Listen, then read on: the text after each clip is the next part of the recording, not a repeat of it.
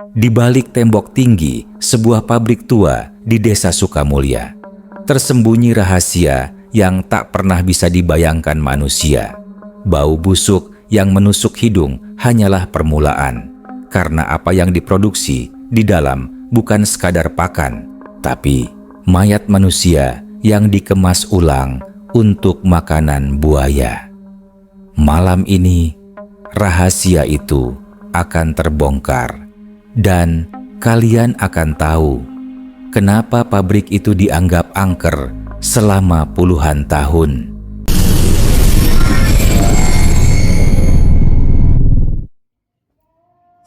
Di pinggiran Desa Sukamulya berdiri sebuah bangunan besar dengan dinding tinggi berwarna kusam keabu-abuan.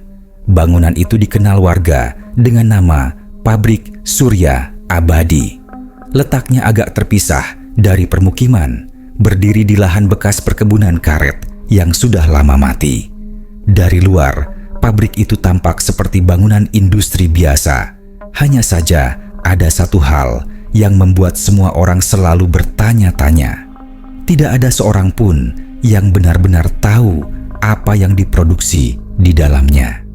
Konon, sejak berdiri tahun 1990-an, pabrik itu dikabarkan sebagai produsen pakan hewan ternak. Namun anehnya, tak pernah ada truk dengan logo perusahaan ternama yang keluar masuk. Yang sering terlihat hanyalah truk tua berwarna hijau kusam, tanpa tanda atau tulisan, dengan bak tertutup terpal hitam yang selalu menimbulkan bau busuk menusuk saat lewat.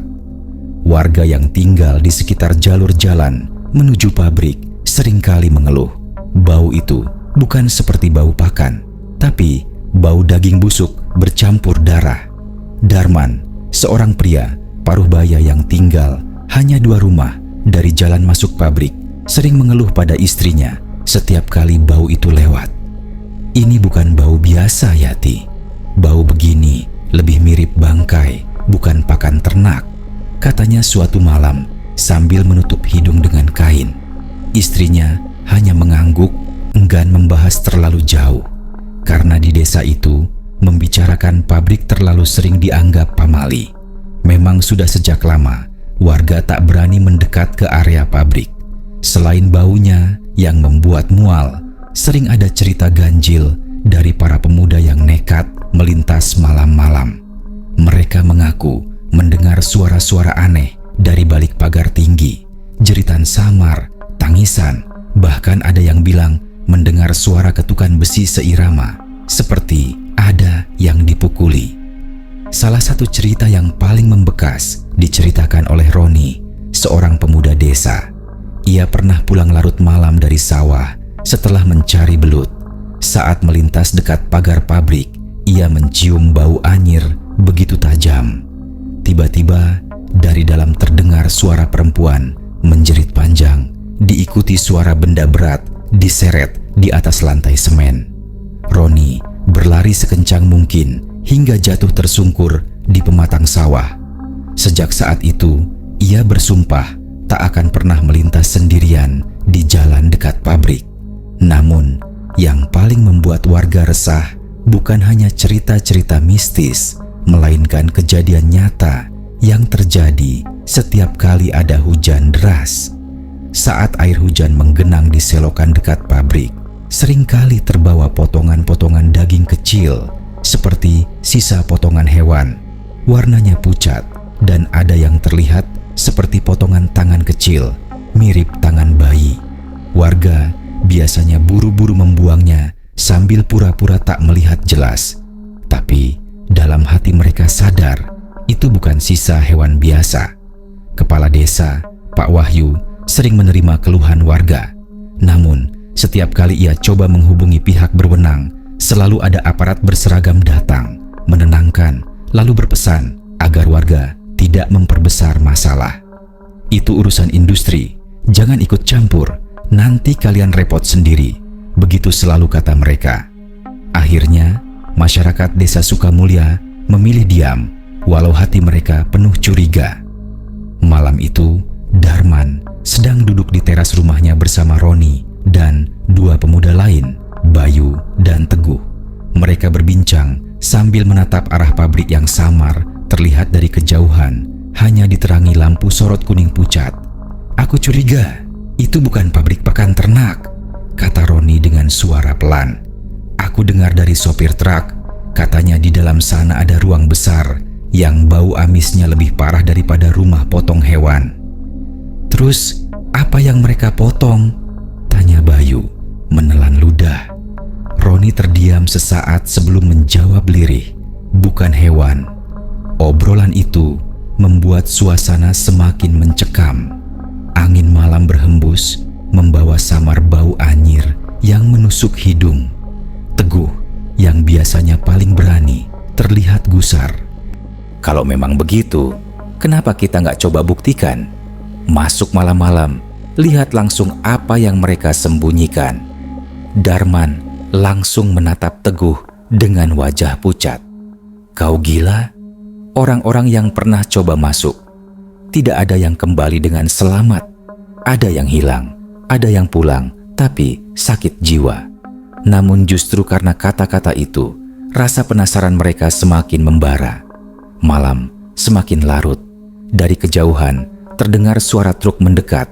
Lampu sorotnya menusuk pekat dan suara mesinnya berat. Truk berhenti di depan pintu gerbang besi besar pabrik. Dari balik terpal hitam, samar terlihat cairan merah menetes ke tanah, bercampur dengan air hujan yang masih menggenang. Bau busuknya begitu menyengat hingga membuat keempat lelaki itu mual. Gerbang besar kemudian terbuka, otomatis dengan suara berderit panjang. Truk perlahan masuk, lalu pintu kembali tertutup rapat. Namun, sebelum benar-benar tertutup, mereka sempat melihat sesuatu yang membuat darah mereka membeku. Tumpukan kantong plastik hitam di halaman dalam, dengan bentuk yang jelas-jelas menyerupai tubuh manusia meringkuk di dalamnya. Keheningan seketika menyelimuti.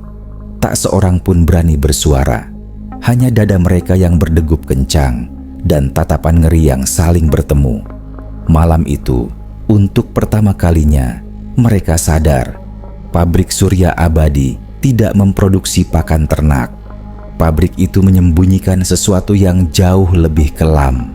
Dan sejak malam itu, keempat lelaki tersebut tahu mereka harus mencari tahu apa sebenarnya yang terjadi di dalam pabrik. Sejak malam ketika mereka melihat tumpukan kantong hitam yang menyerupai tubuh manusia di dalam halaman pabrik, tidur Darman, Roni, Bayu, dan Teguh tidak pernah lagi nyenyak.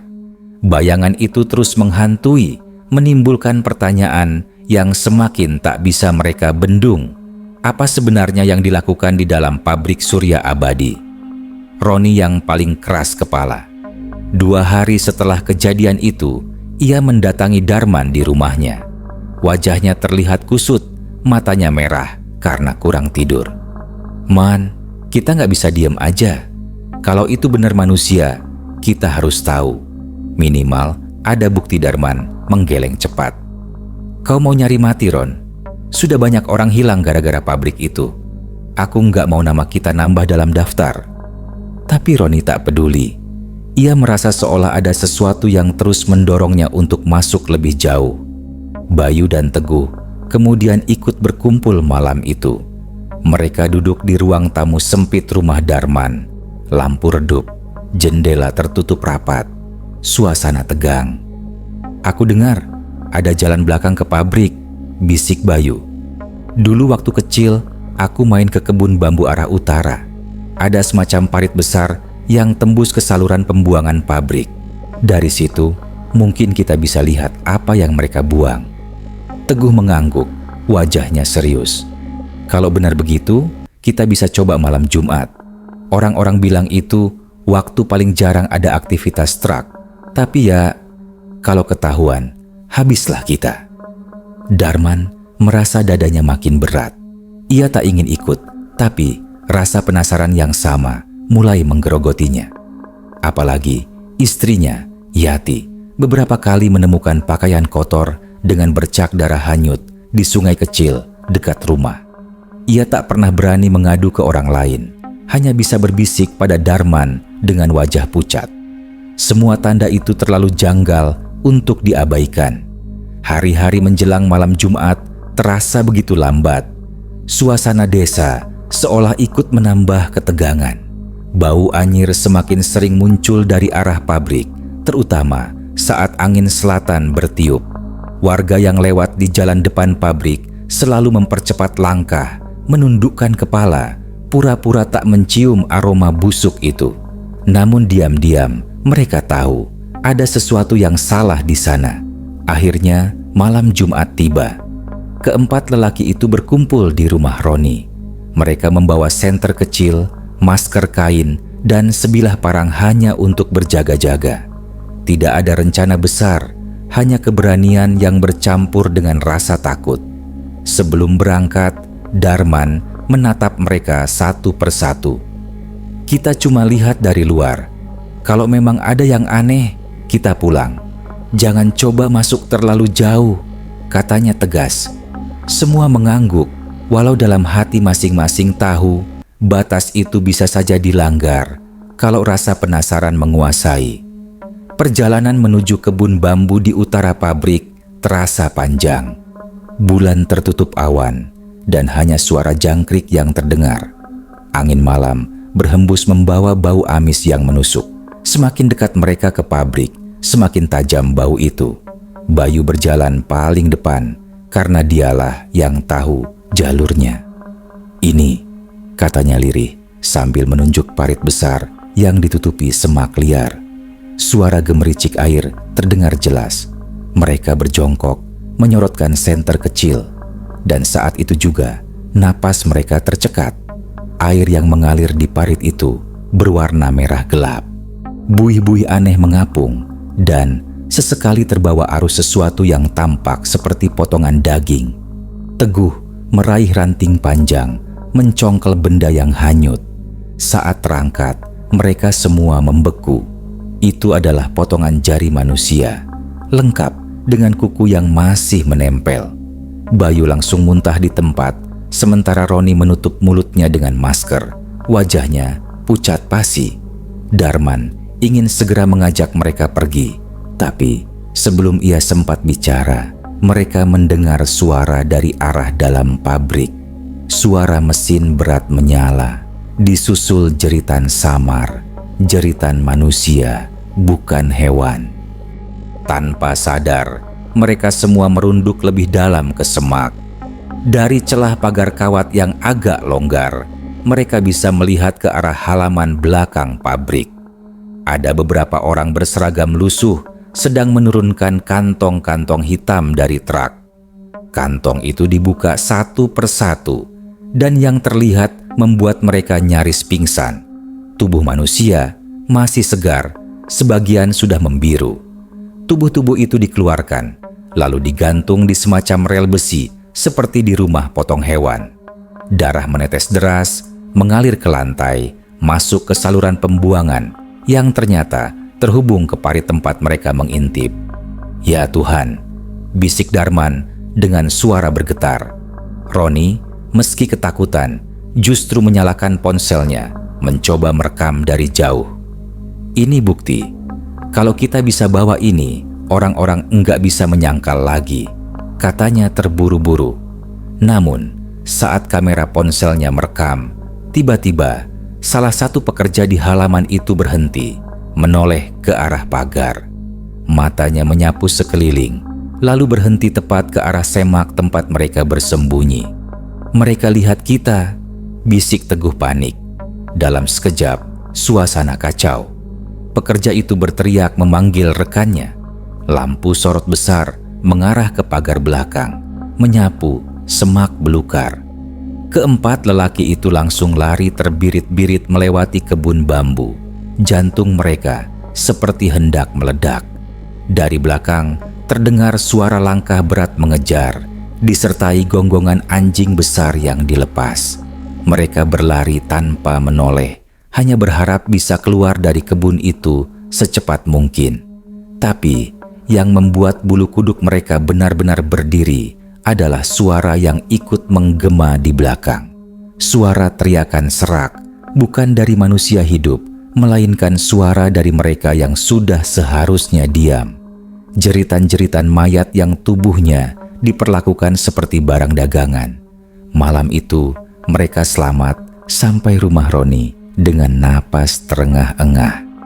Namun sejak saat itu, mereka tahu rahasia pabrik sudah terbuka sebagian, dan kini nyawa mereka juga dalam bahaya. Malam setelah mereka berhasil lolos dari kebun bambu, keempat lelaki itu sama sekali tak bisa tidur. Nafas masih terengah-engah, jantung seolah tak mau berhenti berdetak kencang.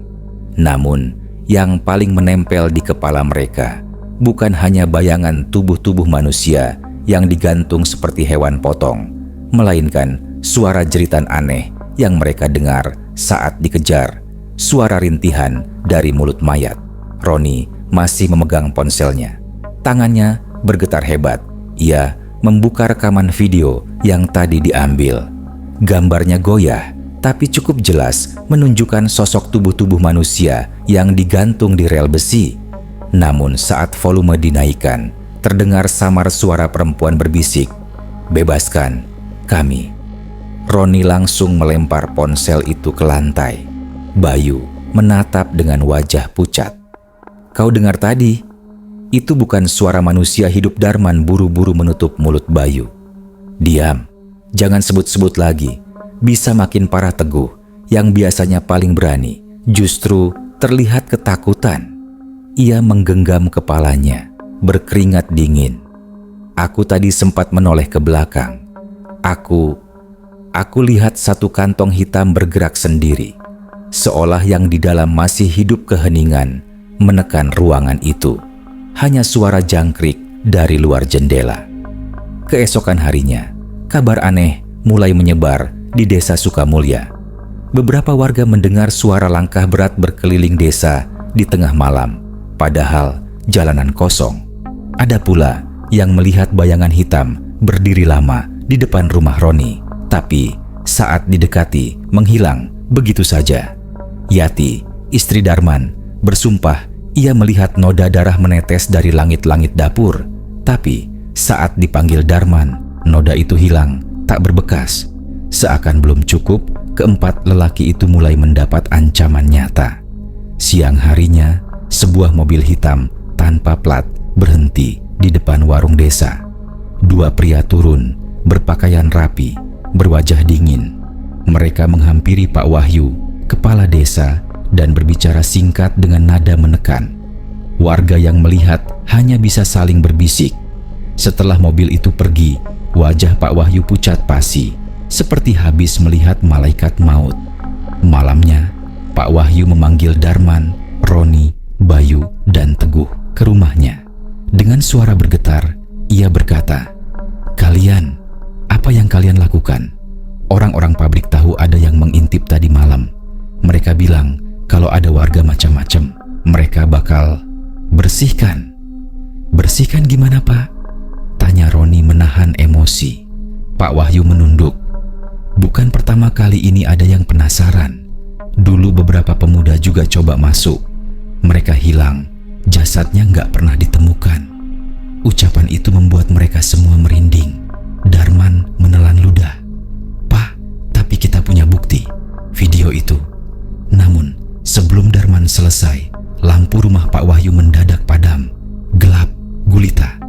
Dari luar terdengar suara keras, gedebuk, gedebuk, seperti sesuatu yang berat dilempar ke atap. Lalu terdengar jeritan melengking, bukan dari manusia yang masih hidup. Mereka berlima saling pandang dalam gelap. Pak Wahyu buru-buru menyalakan lilin. Saat cahaya kuning kecil menerangi ruangan, terlihat jelas di dinding ruang tamu ada bekas telapak tangan berdarah menempel segar, seakan baru saja disapukan. "Ya Allah," desis Bayu sambil mundur ketakutan. Malam-malam berikutnya semakin mengerikan. Roni mulai sering bermimpi buruk. Dalam tidurnya, ia melihat tubuh-tubuh yang digantung di rel besi pabrik menatapnya dengan mata kosong. Bibir mereka bergerak tanpa suara. Ketika ia terbangun, ia mencium bau amis memenuhi kamarnya. Padahal tak ada apa-apa di sana. Teguh juga diganggu. Saat berjalan pulang dari sawah, ia merasa diikuti bayangan tinggi besar. Saat menoleh, tak ada siapa-siapa. Tapi di tanah, ia melihat jejak kaki tanpa jari yang panjangnya jauh lebih besar dari kaki manusia. Sementara Darman mulai menerima teror langsung. Tengah malam, ia mendengar suara ketukan di pintu rumah. Tok, tok, tok. Suara itu pelan, tapi terus berulang. Yati memegang lengannya erat, ketakutan. Darman memberanikan diri mengintip lewat jendela kecil. Ia langsung hampir pingsan. Di depan pintu, berdiri sosok dengan kantong plastik hitam menutupi seluruh tubuhnya. Tali plastik menjerat di bagian leher. Dari dalam kantong itu terdengar suara lirih. "Buka, lepaskan aku." Darman mundur sambil gemetar. Suaranya serak. Astagfirullah, ini bukan manusia lagi. Mereka sadar, rahasia pabrik bukan hanya soal kejahatan manusia, tapi juga melibatkan sesuatu yang lebih gelap. Roh-roh mereka yang dijadikan korban tak bisa tenang. Dan kini, roh-roh itu mengikuti siapapun yang berani membuka tabir rahasia Surya Abadi. Namun, meski ketakutan, Roni tetap berkeras. Kalau kita diam, mereka akan terus lakukan ini. Kita harus bongkar, walau nyawa taruhannya. Darman menatapnya lama. Tubuhnya bergetar, wajahnya pucat, tapi ia tahu benar. Setelah apa yang mereka lihat, jalan pulang sudah tertutup. Mereka sudah terlalu jauh terlibat. Dan malam itu, untuk pertama kalinya, mereka sepakat mereka akan masuk ke dalam pabrik Surya Abadi. Malam itu, langit desa Sukamulya mendung pekat. Bulan tertutup awan, hanya suara angin yang menggesek pucuk bambu terdengar lirih. Darman, Roni, Bayu, dan Teguh berkumpul di rumah Roni. Ponsel dimatikan, senter dibungkus kain agar tidak terlalu terang. Tidak ada yang berbicara banyak, hanya tatapan tegang dan napas berat. "Kalau ada yang mau mundur, sekarang waktunya," bisik Darman. Tak seorang pun menjawab. Rasa takut sudah bercampur dengan tekad. Mereka sadar, apapun yang menanti di dalam pabrik Surya Abadi, tidak ada jalan kembali. Mereka berangkat lewat kebun bambu arah utara, jalur yang sebelumnya mereka temukan. Parit besar masih mengalir merah pekat, bau amis menusuk hingga membuat perut mual. Kali ini, mereka lebih nekat, bukan hanya mengintip dari celah, tapi benar-benar melewati pagar kawat yang sudah berkarat. Teguh memotong kawat dengan tang kecil. Suara gesekannya membuat bulu kuduk berdiri. Begitu celah cukup lebar, satu persatu mereka merangkak masuk. Jantung mereka berpacu kencang, seolah bisa terdengar hingga halaman pabrik. Halaman belakang pabrik luas dan basah oleh genangan cairan merah. Lampu sorot kuning remang-remang menyinari area itu, menimbulkan bayangan panjang yang menyeramkan. Di sisi kiri, tampak deretan kantong hitam disusun rapi, menunggu giliran untuk diproses. Di sisi kanan, ada pintu besi besar dengan papan nama yang sudah pudar, unit pengolahan. "Cepat, ke sana," bisik Roni, menunjuk pintu itu. Mereka bergerak setengah berlari, setengah merunduk, berusaha menghindari sorotan lampu. Suara mesin berat terdengar dari dalam gedung, bercampur dengan bunyi sesuatu yang dipotong. Cerak, cerak, seperti tulang dipatahkan. Bayu hampir muntah ketika melihat genangan di lantai.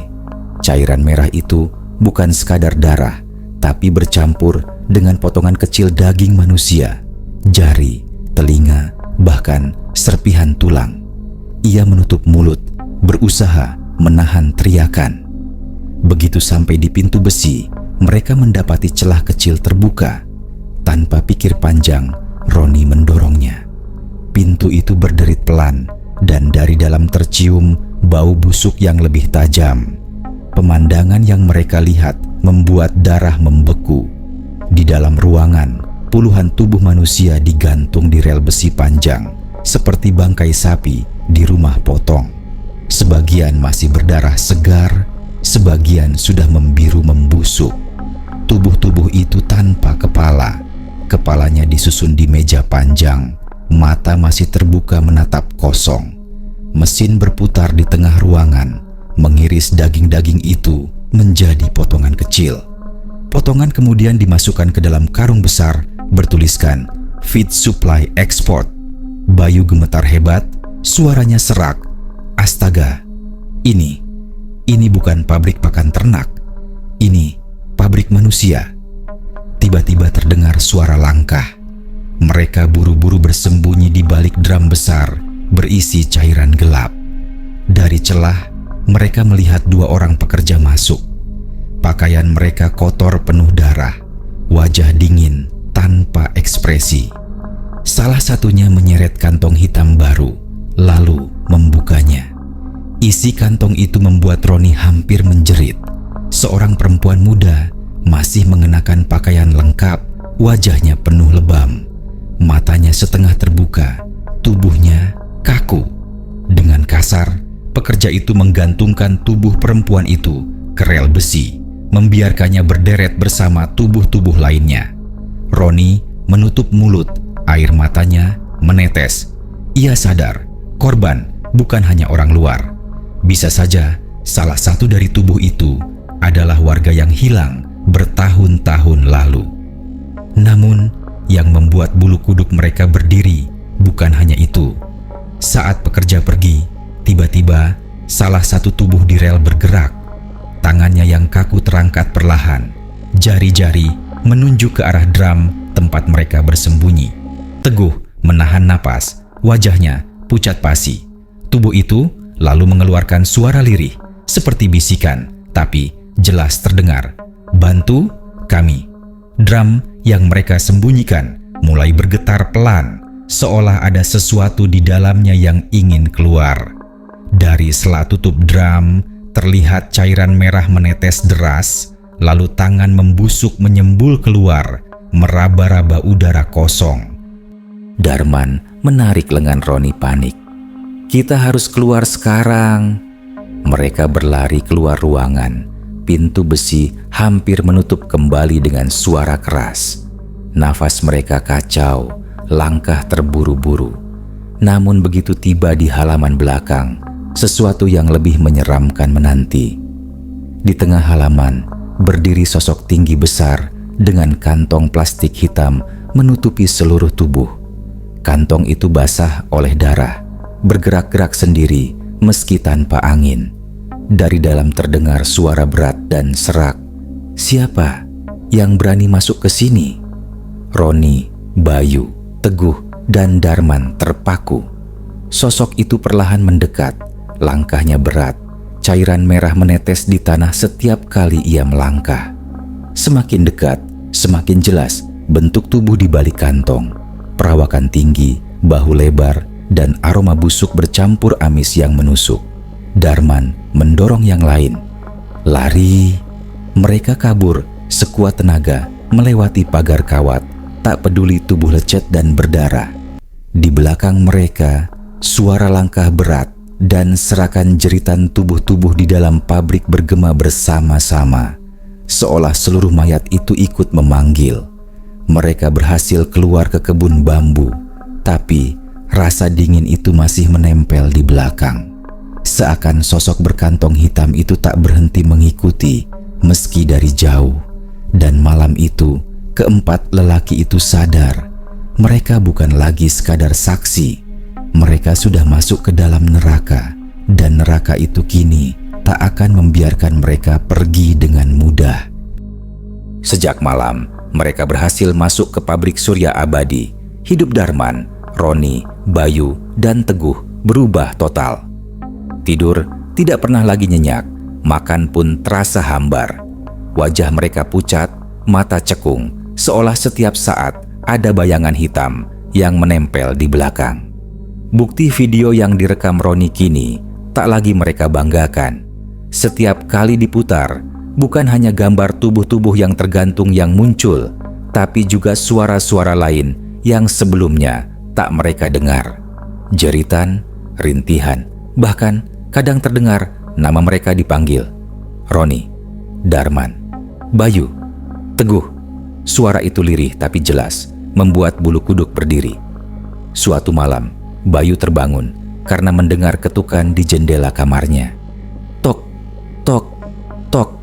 Ia mengira angin, tapi ketukan itu berirama, seperti seseorang mengetuk perlahan. Dengan gemetar, ia mendekat, membuka sedikit tirai. Seketika darahnya membeku.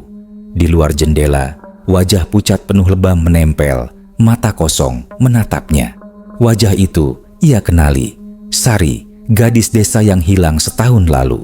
Mulut Sari bergerak-gerak, dan meski tanpa suara, Bayu bisa membaca. "Tolong keluarkan aku." Bayu menjerit, membuat ibunya masuk kamar. Tapi saat pintu terbuka, wajah itu sudah hilang. Yang tersisa hanya noda darah menempel di kaca jendela. Di rumah Darman, keadaan tak kalah mencekam. Istrinya, Yati, mulai sering kerasukan. Malam-malam, ia terbangun dengan mata kosong, berdiri di depan pintu sambil berbisik, jangan buka, mereka datang." Tubuhnya kaku, dan setiap kali sadar, ia tidak ingat apa-apa. Darman hanya bisa memeluknya, sambil menahan ketakutan sendiri. Roni lebih parah lagi. Suatu malam ia mendengar pintu rumahnya diketuk keras. Saat dibuka, ia menemukan karung besar di depan pintu. Karung itu bergerak-gerak. Dengan takut-takut, ia membuka sedikit ikatannya dan hampir mati ketakutan. Di dalamnya ada tubuh manusia terpotong-potong, tapi kepala mereka tetap hidup, menatap Roni sambil berbisik, "Kau milik kami sekarang." Roni menutup karung itu sambil muntah hebat, dan besok paginya karung itu hilang entah kemana. Bukan hanya gangguan gaib yang mereka alami, orang-orang pabrik juga mulai bergerak. Beberapa kali mobil hitam tanpa plat berkeliling desa. Ada warga yang mengaku melihat orang bersenjata turun di malam hari, berdiri lama menatap rumah Darman dan Roni. Pesan teror juga datang. Secari kertas diselipkan di pintu rumah Darman, bertuliskan, "Diam atau kalian ikut masuk ke karung." Pak Wahyu, kepala desa, yang awalnya mencoba melindungi mereka, kini terlihat semakin ketakutan. Saat keempat, lelaki itu datang ke rumahnya. Ia bicara dengan suara bergetar. "Kalian harus pergi dari desa. Orang pabrik sudah tidak main-main. Mereka bilang akan habisi siapapun yang tahu. Aku pun bisa kena. Tapi, Pak, kalau kita diam, korban akan terus ada.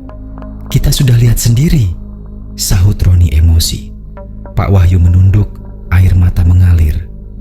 "Kalian pikir aku tidak tahu? Banyak warga hilang, tapi aku tidak bisa apa-apa. Mereka punya orang dalam, punya aparat. Kita lawan, kita mati sia-sia." Suasana makin mencekam. Malam berikutnya, Darman, Roni, Bayu, dan Teguh berkumpul lagi. Kali ini, wajah mereka jauh lebih pucat daripada sebelumnya.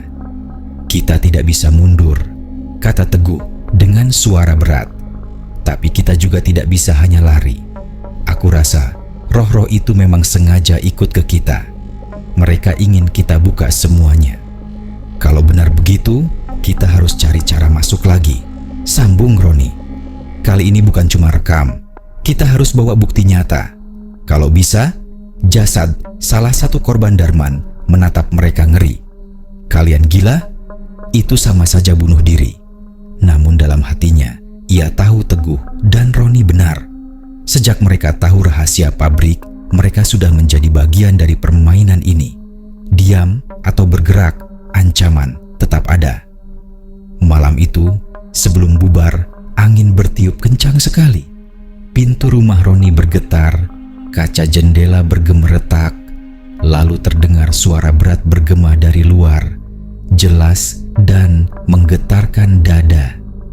"Kalian tidak bisa lari. Kami menunggu di dalam. Keempatnya saling pandang dengan wajah pucat. Bayu gemetar hebat. Itu suara yang malam itu kita dengar di halaman pabrik. Sosok dengan kantong plastik hitam. Dan malam itu mereka sadar tidak ada pilihan lain. Mereka harus kembali ke dalam pabrik Surya Abadi. Entah untuk mencari bukti, entah untuk menenangkan roh-roh korban, atau justru untuk mengorbankan diri sendiri. Karena satu hal pasti, pabrik itu tidak akan membiarkan mereka pergi dengan tenang. Malam itu, keempat lelaki, Darman, Roni, Bayu, dan Teguh berkumpul di rumah Darman. Angin bertiup dingin, membuat genteng berderak-derak. Di meja kayu, mereka menatap satu sama lain, wajah pucat tapi mata berkilat. Tekad sudah bulat. Mereka harus kembali ke pabrik Surya Abadi. Yati sempat menahan suaminya Darman. "Jangan pergi, Kang. Aku takut kamu nggak balik." Darman hanya memegang tangannya erat. "Kalau aku diam, teror ini nggak akan pernah berhenti, Ti. Doakan aku pulang." Air mata Yati jatuh, tapi ia tahu ia tak bisa melarang. Mereka bergerak menjelang tengah malam. Jalan menuju pabrik sepi, hanya suara jangkrik dan hembusan angin yang terdengar. Namun, semakin dekat ke pabrik, bau busuk itu kembali tercium, jauh lebih pekat daripada sebelumnya. Gerbang besar besi yang dulu terbuka kini terkunci rapat. Tapi, Teguh sudah menyiapkan linggis. Dengan satu hentakan keras, rantai karat patah dan pintu besi berderit pelan saat didorong. Begitu masuk, mereka kembali disambut pemandangan yang membuat perut mual. Karung-karung besar tersusun rapi di sudut gudang. Beberapa di antaranya masih bergerak pelan, seolah isi di dalamnya belum benar-benar mati. Bayu menutup mulutnya, menahan muntah. Ya Tuhan, mereka baru saja dikemas. Roni mengambil kamera, mulai merekam. Kita harus dapat bukti jelas. Kalau bisa, buka salah satu karung ini. Darman dan Teguh menahan, tapi terlambat. Roni sudah merobek ikatan salah satu karung, dan dari dalamnya, tubuh seorang lelaki tua dengan mata melotot jatuh bergedebuk ke lantai. Lidahnya terjulur, wajahnya penuh luka. Namun, saat tubuh itu jatuh, mulutnya bergerak, berbisik lirih, "Selamatkan kami." Tiba-tiba, suara langkah berat terdengar dari arah dalam pabrik. Mereka berempat spontan bersembunyi di balik tumpukan karung. Dari kegelapan, muncul 3 orang lelaki berbadan kekar mengenakan seragam lusuh. Salah satunya membawa tongkat besi dan yang lain menarik troli berisi potongan tubuh manusia. "Cepat kemas, besok pagi harus sudah dikirim ke penangkaran buaya," ujar salah satu dengan suara berat. Yang lain menjawab sambil tertawa dingin, "Kalau terus begini, kita nggak akan pernah kehabisan stok. Desa ini penuh orang bodoh yang gampang hilang." Roni menutup mulutnya rapat agar tidak bersuara, sementara Darman merasa darahnya mendidih. Jadi benar, jasad-jasad itu diproduksi ulang untuk pakan buaya. Namun sesuatu yang tak mereka duga terjadi. Lampu-lampu pabrik tiba-tiba padam serentak. Gelap total, hanya suara desisan angin yang berhembus. Lalu, dari dalam karung-karung terdengar suara rintihan. "Bebaskan kami, bebaskan kami." Karung-karung itu berguncang hebat, beberapa bahkan robek sendiri. Dari dalamnya keluar tubuh-tubuh pucat, berdarah, dengan mata kosong menatap ke arah pekerja pabrik. "Setan, kabur!" teriak salah satu pekerja. Mereka berlari, tapi pintu pabrik mendadak tertutup dengan dentuman keras, seolah ada kekuatan tak kasat mata yang menahannya. Tubuh-tubuh itu merangkak, berdiri, menjerit. Suara mereka menggema, bercampur bau busuk menusuk. Pekerja yang tadi sombong kini meraung ketakutan. Tubuh mereka dicabik, ditarik ke dalam tumpukan mayat. Darman dan kawan-kawan hanya bisa menatap. Tubuh gemetar hebat. Bayu sampai jatuh terduduk, air matanya mengalir. "Ya Allah, apa ini?"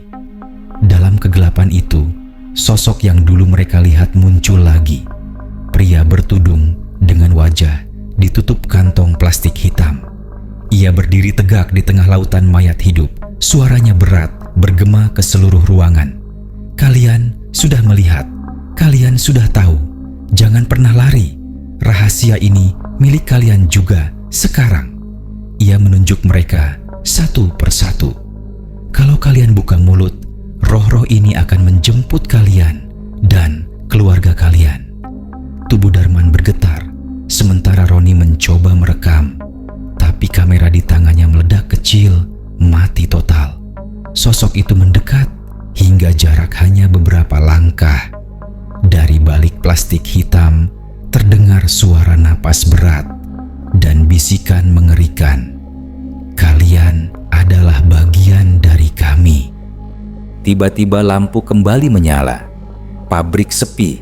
Tidak ada karung bergerak, tidak ada mayat berjalan. Bahkan pekerja yang tadi berteriak sudah tak ada. Semuanya kembali seperti gudang kosong yang hening. Keempat lelaki itu terdiam, wajah pucat pasi.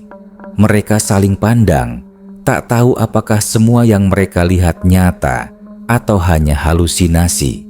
Namun saat mereka melangkah keluar, sebuah hal membuat darah mereka benar-benar membeku. Di dinding dekat pintu gerbang, dengan cat merah basah yang masih menetes, tertulis, "Kalian tidak bisa pergi. Pabrik ini hidup dalam diri kalian." Malam itu, mereka akhirnya pulang ke rumah masing-masing. Tapi, sejak saat itu, hidup mereka tidak pernah sama. Bayu sering ditemukan berbicara sendiri di malam hari. Roni kerap bangun dengan tangan penuh darah tanpa tahu dari mana asalnya. Teguh jatuh sakit, tubuhnya kurus dalam hitungan minggu. Dan Darman setiap malam mendengar suara Yati berbisik di telinganya. Mereka sudah ada di dalam rumah, Kang. Desa Sukamulya kembali sunyi, seolah tak pernah ada apa-apa. Pabrik surya abadi tetap berdiri kokoh, lampunya menyala setiap malam. Warga hanya bisa berbisik, menutup mulut rapat. Karena semua tahu, siapapun yang berani mengungkit soal pabrik itu akan menjadi bagian dari isinya. Sejak malam itu, hidup mereka tak pernah sama lagi. Desa Sukamulya kembali sunyi, tapi pabrik tua itu tetap berdiri dengan lampu yang selalu menyala setiap malam. Tak ada yang berani bicara, karena semua tahu, siapapun yang membuka rahasia pabrik surya abadi akan ikut masuk ke dalam karung. Ingat, jika suatu hari kau mencium bau busuk yang tidak wajar, mungkin itu bukan bangkai hewan, tapi manusia.